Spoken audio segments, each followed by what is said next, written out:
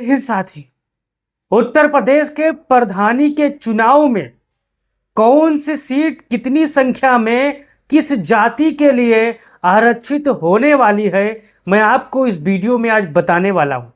अगर आप भी पहली बार प्रधानी का चुनाव लड़ने जा रहे हो, अगर आप भी चाहते हो कि उत्तर प्रदेश से के प्रधानी के चुनाव में किस जाति को सबसे ज़्यादा आरक्षित सीटें होती हैं उसकी जानकारी आप तक पहुंचे, तो आपको इस चैनल को सब्सक्राइब कर लेना है और फेसबुक पर देख रहे हो तो पेज को फॉलो कर लेना है। आप हमारे पीछे तस्वीर देख सकते हो। 2026 यूपी के पंचायत चुनाव में अब किस जाति के लिए कितनी सीटें होंगी अब प्रधानी के चुनाव में आरक्षित। जैसा कि आप जानते हो, यूपी में पंचायत चुनाव की तैयारी मजबूती के साथ शुरू हो चुकी है। हर विभाग अपनी अपनी तैयारी मजबूती के साथ मुकम्मल कर रहा है ताकि तय समय पर उत्तर प्रदेश में पंचायत चुनाव को संपन्न कराया जा सके।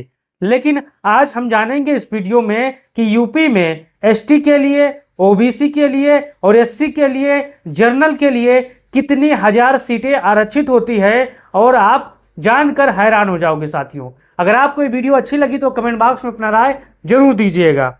चलते हैं, आप यहाँ पर देख सकते हो उत्तर प्रदेश के आगामी त्रिस्तरीय पंचायत चुनाव ग्राम प्रधान, क्षेत्र पंचायत व जिला पंचायत के तहत ग्राम प्रधानों के लिए आरक्षण इस तरह तय हुआ है। ओबीसी अन्य पिछड़ा वर्ग के लिए 27% आरक्षण लागू होगा पंचायत के चुनाव में। एससी अनुसूचित जाति 20 यानी लगभग 21% के आसपास उनके लिए यहाँ पर आरक्षित सीटें होंगी। एसटी के लिए अनुसूचित जाति यानी 0.56% उनके लिए होगा पूरे उत्तर प्रदेश में, क्योंकि एसटी की आबादी यानी अनुसूचित जनजाति की आबादी यूपी में न के बराबर है साथियों, आप सभी जानते हो। अब राज्य भर की ग्राम पंचायतों की संख्या पुनर्गठन के बाद अब 57,695 रह गई है। यानी पूरा हर चीज काट पीट कर जितने भी ये सीटें हैं, ये जो कि नगर में जो गांव आ गए थे उनको काट पीट कर ये संख्या 57,695 हो गई है। आप यहां पर समझ लीजिए पूरी बारीकी। ओबीसी के लिए 27% होगा, एससी के लिए 21.5% यानी 20% क्या ऊपर होगा, एसटी के लिए यहां पर 0.56% होगा। इस चीज को आपको समझना है। अब चलिए आगे देखते हैं। अब यहां पर देखिए, इस आधार पर ग्राम प्रधान पदों आरक्षित सीटों की अनुमानित संख्या इस प्रकार है। अब यहां पर देखिए, ओबीसी प्रतिशत 27%, 15,577 सीटें उत्तर प्रदेश के प्रधानी के चुनाव में ओबीसी के लिए आरक्षित की जाएंगी साथियों। ये आंकड़ा कमोबेश ज्यादा भी हो सकता है 100-200, और कमोबेश कम भी हो सकता है 100-200। आप इस चीज को समझना है। लेकिन 15,577 सीटें ओबीसी के लिए अलाट होगी, जो कि 27% उनको आरक्षण मिलेगा साथियों। अब यहाँ पर देखिए, एससी के लिए 20.69% यहाँ पर होगा, जो कि संख्या होती है 11,936। यानी एससी की आबादी यहाँ पर 20% यहाँ पर सीटें उनको आरक्षित मिलेंगी, जो कि पूरे उत्तर प्रदेश में 11,936 ग्राम पंचायतें उनके लिए आरक्षित की जाएंगी साथियों। अब एसटी के लिए यहाँ पर आप देख सकते हैं, एसटी के लिए 0.56% यहाँ पर देख सकते हैं, जो कुल मिलाकर पूरे उत्तर प्रदेश में 323 सीटें उनके लिए आरक्षित होगी साथियों। एक चीज को आपको समझना है, ये आंकड़ा में 100-200 सीटें ऊपर नीचे हो सकती हैं, लेकिन मोटा माटा यही आंकड़ा है, आपको समझना है। अब समान जनरल, ईडब्ल्यूएस के लिए आदि यहाँ पर लगभग यहाँ पर आप देख सकते हैं 29,860 पद यहाँ पर लगभग समान वर्गों के लिए लागू होगा। इसमें ओबीसी महिला भी आ गई हैं, एससी महिला भी हो गई हैं, एसटी महिला भी हो गई हैं, और जनरल में भी महिलाओं को जोड़ा गया है साथियों। अब यहाँ पर आप देख लीजिए, पूरे उत्तर प्रदेश में ओबीसी के लिए 15,577 ग्राम पंचायतें अलाट होगी।